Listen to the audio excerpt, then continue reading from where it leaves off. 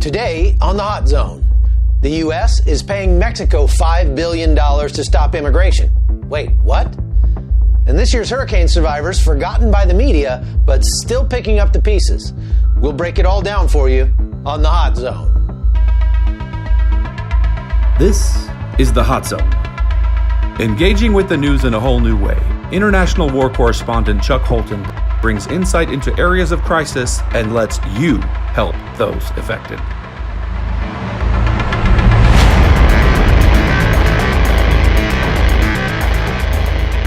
Hi, everyone. It's December 20th, 2018. I'm Chuck Holton. Thanks for joining us on this, the 10th episode of the Hot Zone. I've been really pleased with the great response we're getting on our Facebook page and on YouTube. And thanks to those of you who have jumped in to support us on Patreon at patreon.com/hotzone. I mean, for the price of a cup of coffee every month, we're already helping people who are being affected by the news every day. Now, I'll have a report for you soon about that little Honduran single mother we helped and her sweet little girl, Noelle Montserrat. They're going to have a good Christmas because of you. 29 years ago today, I was here in Panama for day one of the U.S. invasion to oust Panamanian dictator Manuel Noriega. I devoted half the show yesterday to telling you part of that story, so if you missed it, make sure you go check that out in episode 9. Now let's get on to the news. The news broke on Wednesday that the U.S. is preparing a full withdrawal of all U.S. troops in Syria. I also did recently an in-depth look at the situation there in episode 8, but this sudden announcement kind of throws a wrench in the works over there. Especially concerning is what that means for the Kurds in Iraq and Syria, because without the U.S. there as a buffer, Turkey might just feel emboldened to start attacking them, and that's not going to be good for anybody. Now, I'll keep an eye on that, and I'm hoping to go to Syria and report on that directly in the next month or so. Now, yesterday on the Drudge Report, they were running this headline, which kind of made me do a double take. It says the U.S. is giving $4.8 billion to Mexico, which is coincidentally about the same amount of money the Trump administration has been threatening to shut down the government over in order to secure funding for the border wall. So the headline makes it look like the president caved and gave up plans to build the wall, and not only that, somehow had that much money available to cut a check to Mexico.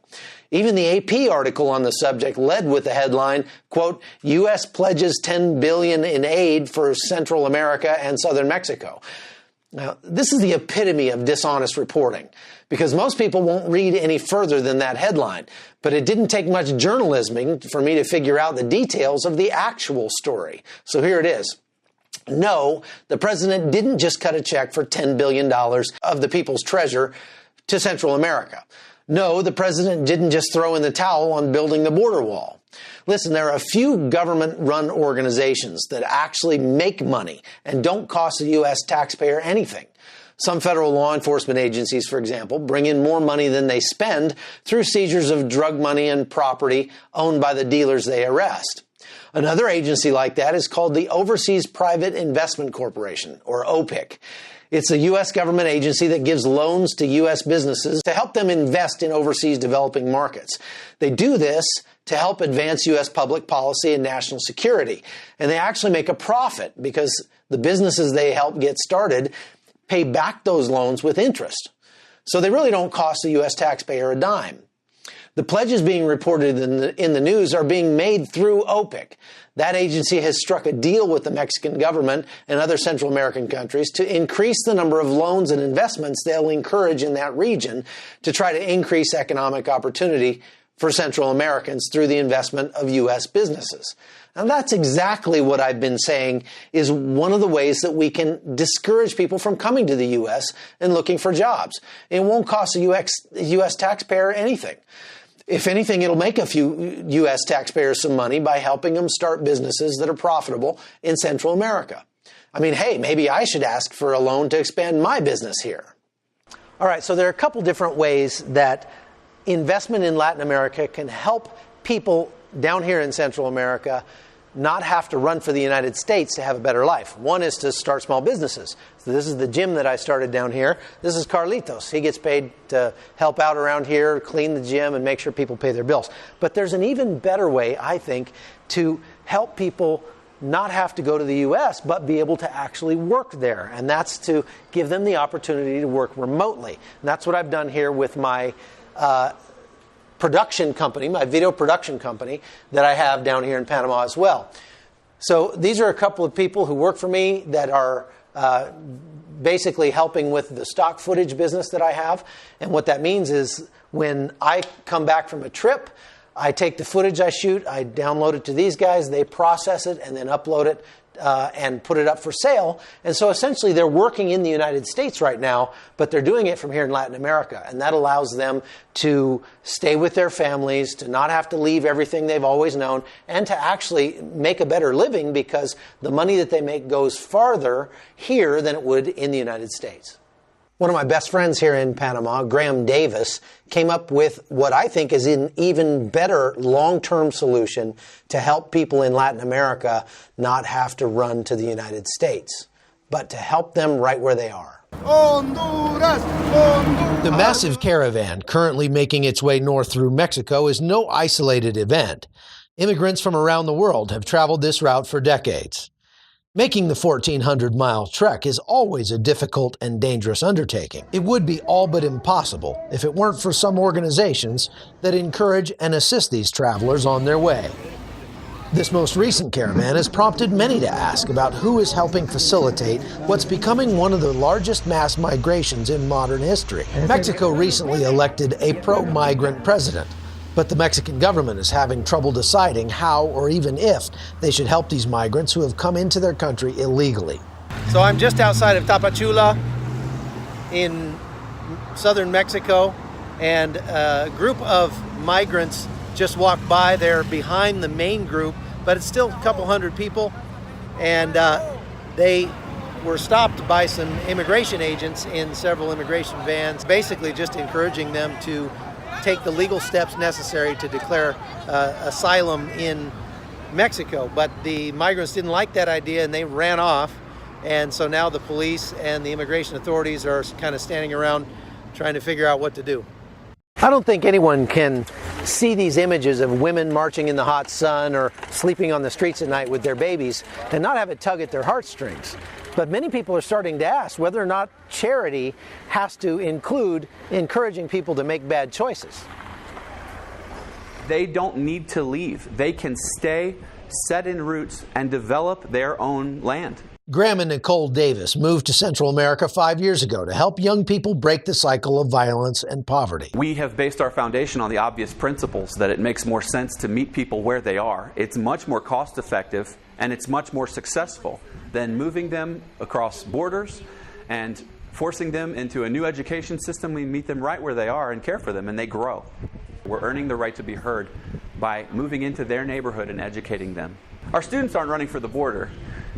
They see the value in being where they are and growing in leadership. The Advanced Project develops leaders in the developing world. That's what we do. Through mentoring, education, leadership, and the gospel, this family is making a difference by showing a young generation of Central Americans that they don't necessarily need the United States. What they need is Jesus. I'm Chuck Holton in Chiapas State, Mexico. So the headlines are really egregious in this case. The Trump administration is getting U.S. businesses to help address the push factors that cause people to leave their homes and come to the U.S. looking for opportunity. That's a smart move. And it doesn't mean giving your tax dollars to Mexico. They're still pushing hard to fund the border wall, but they're looking for alternatives. Now, let's take a look at something else the media has kind of all but forgotten. And this year, the U.S. was hit by two major hurricanes. First, when Hurricane Florence pounded the coast of North and South Carolina with just epic rains and flooding. And a few weeks later, when Hurricane Michael came ashore in the Florida Panhandle and all but wiped some of those beach communities off the map. I was there for both storms and actually rode out Hurricane Florence with my daughter Amy at Ground Zero in Surf City, North Carolina. Amy thought it was a great adventure. And Amy going out in the storm. The flooding really did a lot of damage, though, and there are still people who are living in motels and shelters because their homes are unlivable. But local volunteers and businesses are donating money and goods to give these families a little bit of joy this Christmas.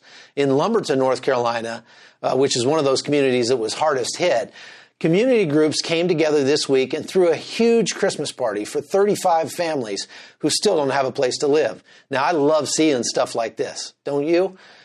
A couple weeks later, I rushed to North Florida to report on the aftermath of Hurricane Michael.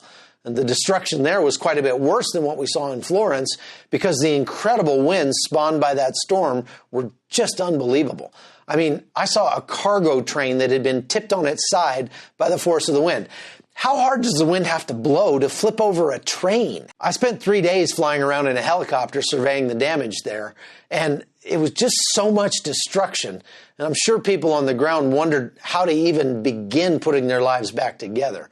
But again, it was really gratifying to see so many people who gave of their own time and resources to drive into those affected areas with food and water and help. See, if you ask me, this is what makes America the greatest country on earth. It's the goodness of our people. Look, I've followed wars and disasters around the planet for 15 years, and I've never seen another country where so many people rush in to help people they don't even know when they're in need, even at their own great personal expense. But now that the media kind of moved on, the needs in North Florida are still there, and people need to know all about it. So here's one example. I'm Lewis White III at Youngstown, Florida. And this is where you live? Was where I lived until they got destroyed. So you've lost everything? Lost everything. What are you going to do? Don't know yet. Don't have no insurance. Not able to work right now. My wife's not able to work, so we're just trying to figure it out. Yeah. What are your biggest needs right now? A place to stay and where she can get in and out of the house because she just don't want to leave from up here. I bet. She's been here all her life? She's lived here all of her life. Oh, man. This is actually her granddaddy's property she inherited. Oh, wow. All right, so I'm 25 miles inland right now from the coast, and it is still just an incredible scene of devastation. I mean, there's whole forests that are just clear-cut by this storm, and anybody that lives with trees around their house is in big trouble for that alone. Now, one of the things I want to point out is that as you get out into these rural areas, the people who can least afford to replace their homes are the ones who have really lost the most. And it's going to be a long time before they get back their electricity. In some cases, even their running water. Now, I've met a guy just recently who has a ministry that goes around and gives out water purifiers to help people make their own water until the city gets the water turned back on. My name is Joe Hurston, Air Mobile Ministries. We have a water purification system that saves lives. So this little machine will generate between 20 and 25 gallons per hour. That turns out to be 1,000 people a day. And we do it all on 54 watts, which is less electricity than a light bulb. We first put the machine in the field 15 years ago, and we've been able to put 1,300 machines in 47 countries.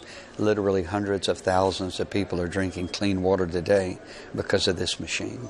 We're able to manufacture the machine, raise the money for them, and then give them away to people who can't afford them because they're facing the worst disasters of their life. What a good way to fulfill what Jesus said. I was thirsty and you gave me to drink. And they said, when did we ever see you thirsty? He said, when you've done it unto the least of these, you've done it unto me.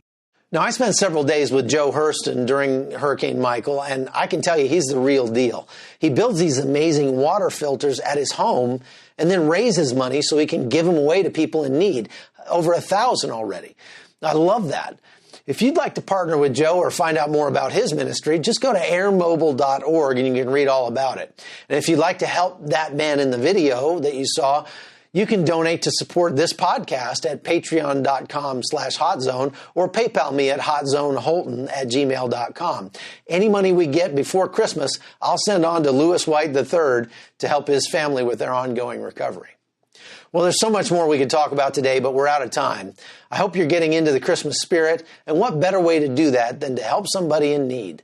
So find somebody in your own neighborhood, or like I said, donate to this podcast and we'll help some people together. Because I don't just want to make the news. I want to make the news good.